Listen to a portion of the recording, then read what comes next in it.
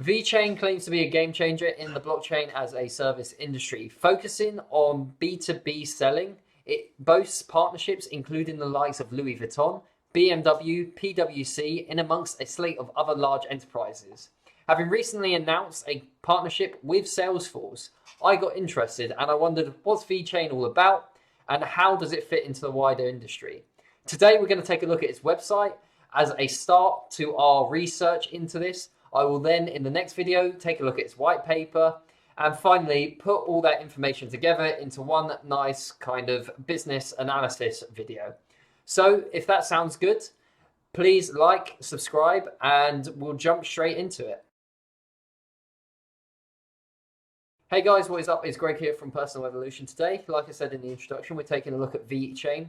So without further ado, let's see what it's all about. From its website straight away, I'm looking for clues as to what it does. We've got food safety, we've got sustainability, and yeah, it calls out straight away exactly what it's for. So it's the world's leading blockchain application platform driven by enterprise adoption.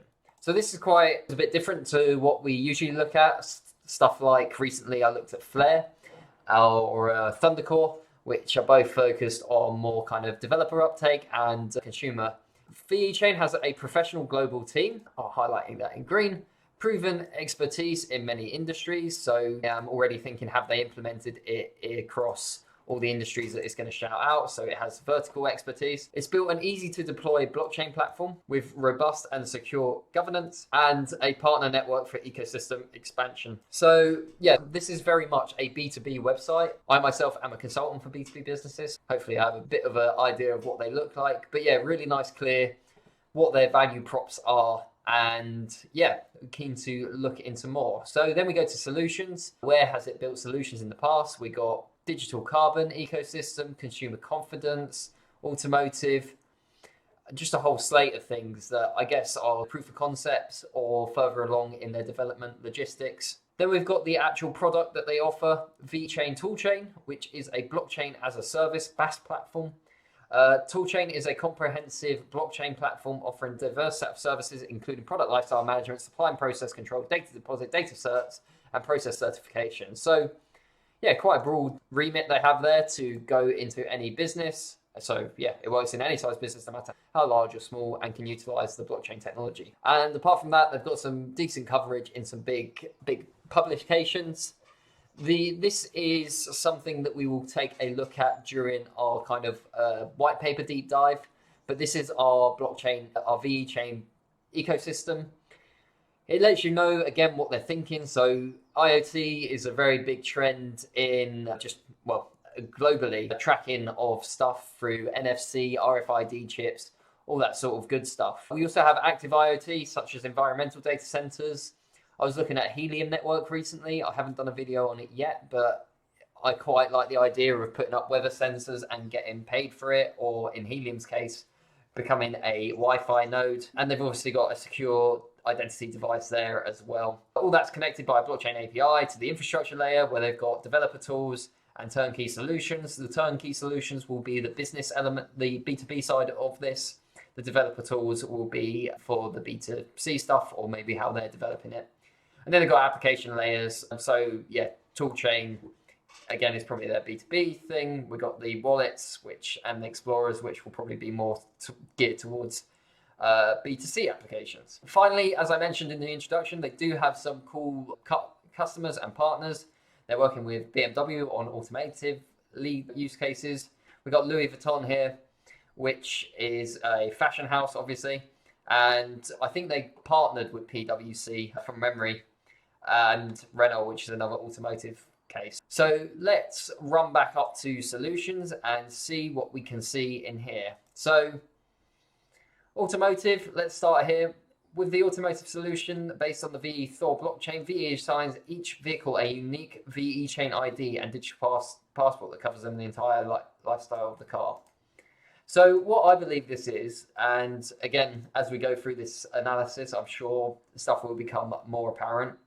But when you're working on a product, and that can be anything from coffee beans to the end product, coffee, cars, where there are different parts, and say it's a luxury car like the BMW i8, or something, you want to know exactly where each part has come from, how those things have been stored, if they've been like mishandled or anything, especially in the case of food security, all that sort of stuff. So VeChain must assign them a unique ID, which is probably in the form of a QR code, which they will scan at each point of the process. So at each point of the process, it will write to a blockchain and say, this is where the car is, this is what parts are in it, and so on. Yeah, at the moment, it's quite hard to keep it all together. There's massive systems in place, probably at BMW and stuff, to try and centralize the data as much as possible.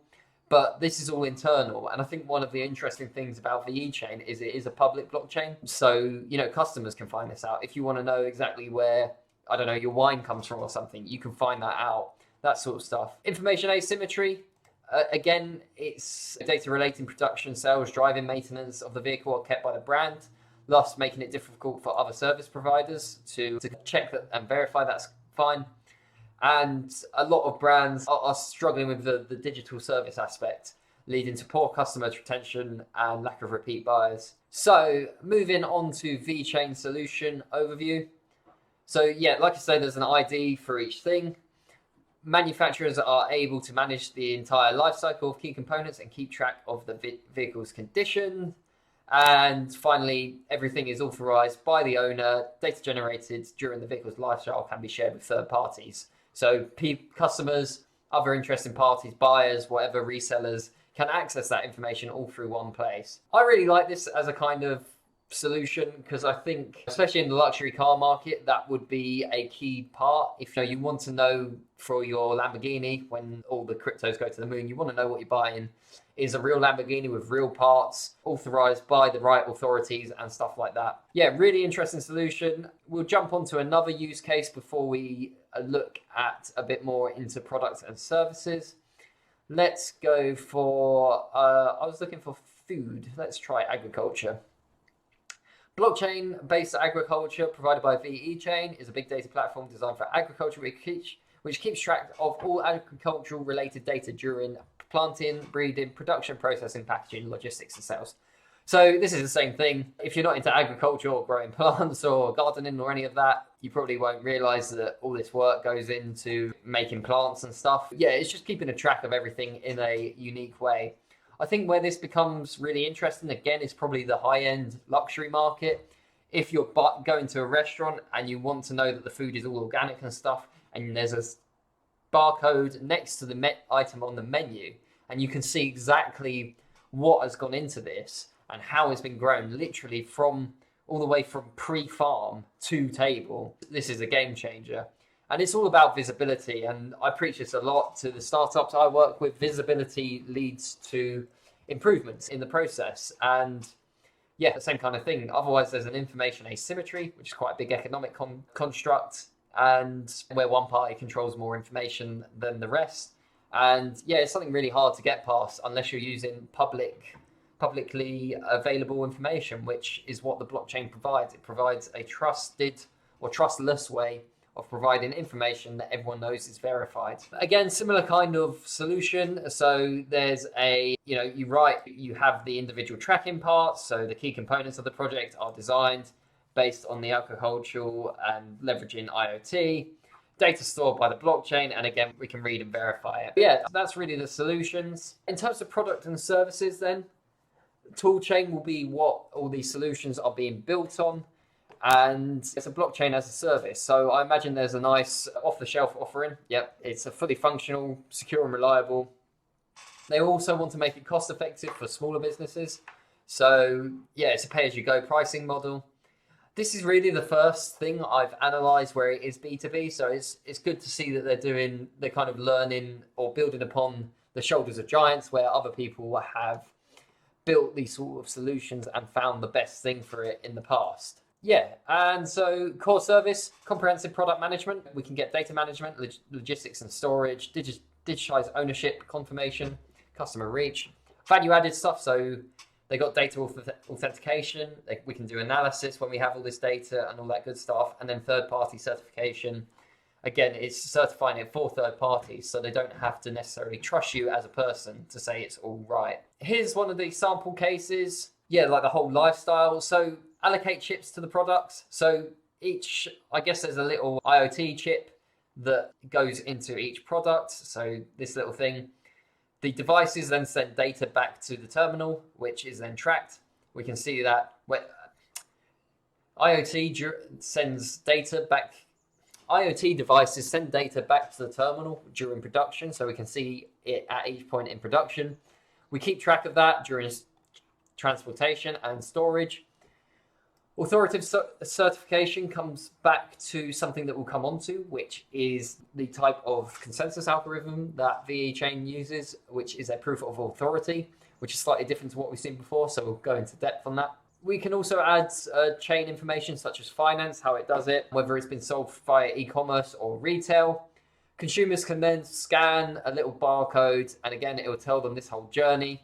And finally, after sales, we'll have information about maybe who bought it, stuff like that. I don't know if it goes that far, but yeah, I think it's that sort of thing. We have some kind of more information. So they're doing an IoT chip. They've got an NFC tag that I imagine they've partnered with someone to build. So it seems like quite a holistic vision, but they seem to have taken quite a holistic approach to the whole thing, which is great to see, especially with my B2B hat on. There's some basic stuff that you can do in the standard version. There'll obviously be different tiers on developer and partner versions, and yeah, tackling various industries. I imagine you can do now is register for a free trial, so you get an account that's for free. VeChain will teach you the basics, and then you can trial it for a bit, and then they'll upsell you into a thing. So upsell you into a paid service. Last bit on their website, let's just take a quick look at the About Us, give us an idea of who's the team. Again, we'll be doing a deeper dive into this and thinking about how this applies. We've got offices all over the globe, particularly in China, it seems, and Singapore, with some based in Europe and US. Sonny Liu, I was looking at this chap before, he was ex-Louis Vuitton, which is probably where that first connection came from. And apart from that, they have a wealth of information, a wealth of experience throughout the other advisors and team members there. In terms of investors, they have some big investors, including PwC, which will be quite a well-known name. But Brea Capital is quite a big management company. DNV, Draper Dragon, Fenboozy, and FutureCap all are quite big VCs active in the Asian markets and other places. I haven't done particularly a huge amount of research on that, but yeah, feel free to look them up yourself. Finally, VeChain milestones. So in VeChain, as far as I understand, it started on the Ethereum blockchain in 2015, and they kicked that off. In 2018, they realized they needed to move off the Ethereum blockchain due to various issues. And that's where VeChainThor blockchain was made open source and launched its mainnet. And that was the real launch of what we see today, with the blockchain as a service solution being launched and stuff like that. And then there's just a few partnerships and stuff there. And yeah, that really brings us to the end of our kind of initial look into what VeChain does. So the next thing on my list is to look at the VeChain white paper and really get into the weeds of how they're doing stuff. That'll be a much longer video, so please subscribe and you'll be the first to notify when I release that. And yeah, I hope this was interesting to see how I approach researching stuff. And yeah, like I say, always happy to get comments and stuff on where I've gone wrong. Again, this is my first time looking at it, so yeah, I'm likely to get stuff wrong. But as a first read, quite excited to learn more. Really excited from my kind of B2B perspective, see what it's all about. And yeah, looking forward to getting into this white paper and really understanding more about what VeChain does.